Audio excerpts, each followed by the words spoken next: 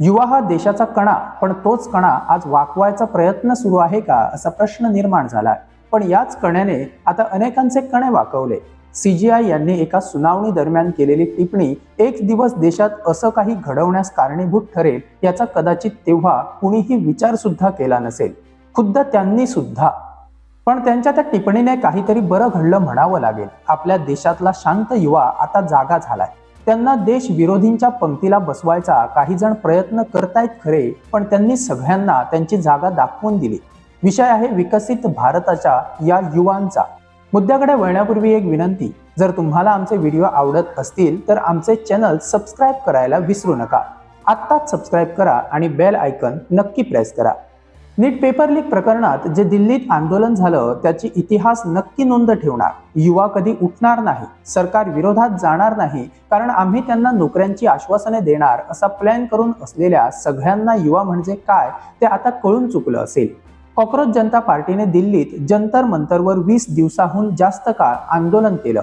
त्यात सोनम वांगचुक यांनी अमरण उपोषण सुरू केलं.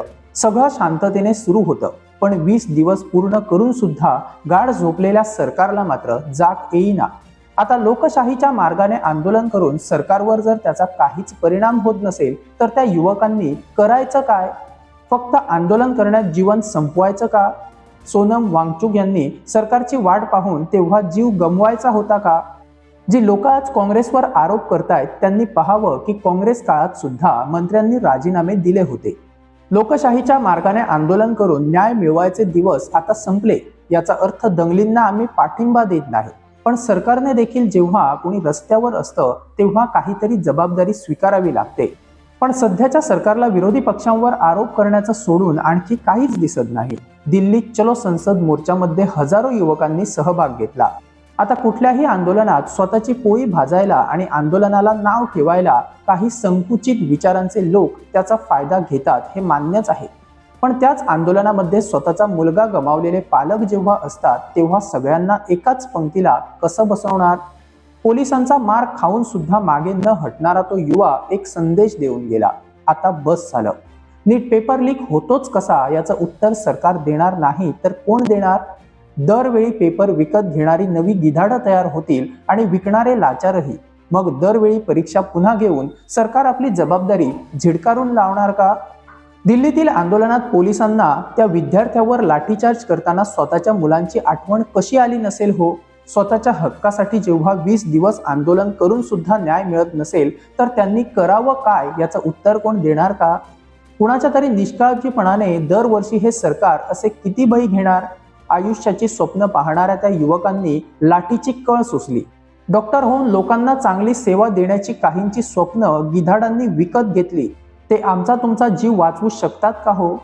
पेपर विकत घेता येतो, पण त्या निष्पाप जीवांना विकत घेणं शक्य आहे का? पोरांना मारायला अशी माणसं तयार झाली की ती स्वतःच्या अंगावर गणवेश सुद्धा घालू शकली नाही. असे कसले पोलीस असतात याचं उत्तर सरकारने द्यायला नको का? खेळ असणारे दांडे पुरवणारे हे कुठल्या राज्यातलं पोलीस खातं आहे? आज फक्त दिल्लीत नाही तर देशाच्या प्रत्येक कानाकोपऱ्यात युवा म्हणताय की त्या आंदोलनात आपण सहभागी व्हावं, कारण इतिहास त्याची नोंद ठेवणार आणि आपण त्यात नाही हे नंतर आपल्याला सतावत राहणार. मान्य आहे की आजही काही जण त्या ठिकाणी ज्या पद्धतीने काही वागले ते व्हिडिओ शेअर करतात. मान्य आहे ते चुकले, पण ते कोण?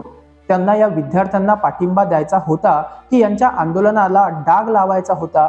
ते चुकलेच, त्यांना माफ करा असं होणार नाही. पण जे हक्कासाठी लढले त्यांना तरी असे निंदू नका.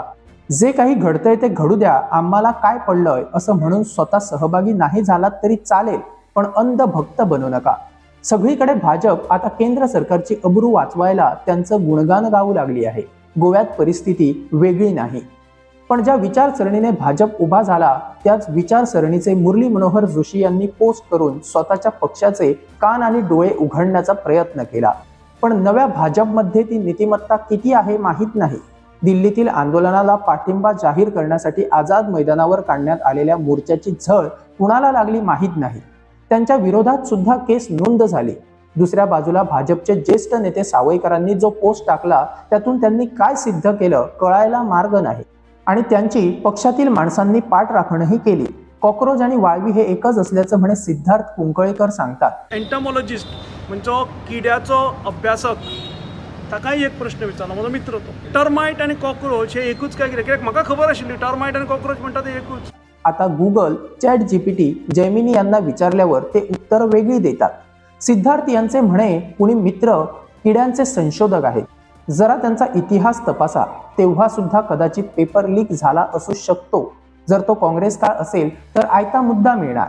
कारण सध्याचे शिक्षण मंत्री जेव्हा एबीव्हीपीत होते तेव्हा 1997 साली त्यांनी ओडिसातील कथित पेपर लीक विरोधात सचिवालयावर मोर्चा नेल्याच्या बातम्या आहेत.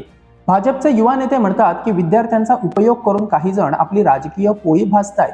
त्यांचं म्हणणं अगदी बरोबर आहे, कारण तेच उपद्रवी आंदोलनात पाहायला मिळाले. इनोसंट स्टुडंट्स जे अकाउंटेबिलिटी मागतात किंवा जे पेपर लीक्स असतले किंवा बाकीचे त्यांचे डिमांड असतले त्याच्या खातीर जे प्रोटेस्ट करता, हांव रायट टू प्रोटेस्टा खातीर हांव सदांच वेलकम करता, हांव सदांच सपोर्ट करतलो. हे राजकीय पार्टी ह्या भुरग्यांक फुडें काडून जर पार्लमेंटाचेर सीज करपा खातीर जर प्रोटेस्ट काडपाक सोदता जाल्यार तेजो केन्ना सपोर्ट जावचो ना. ते म्हणतात की संविधानिक अधिकाराने आंदोलन केल्यावर ते सुद्धा पाठिंबा देतील.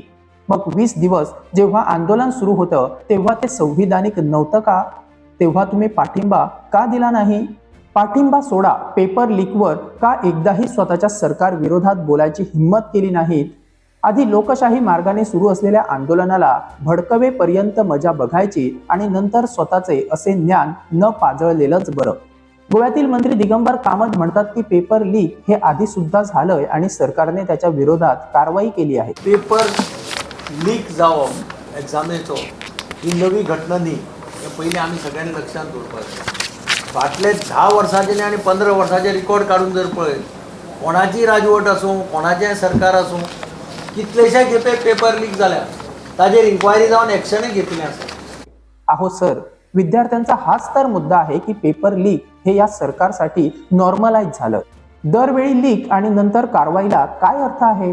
हे बंद कसं होणार याचं उत्तर त्या विद्यार्थ्यांना हवंय. त्यावर बोला. सरकारने आता युवा पिढीचा अंत पाहू नये. जेनझीनी त्यांची ताकद दाखवली आहे. त्यांच्या सहनशीलतेशी खेळ करू नका, नाहीतर सत्तेचा माज जिरल्याशिवाय मात्र अजिबात राहणार नाही.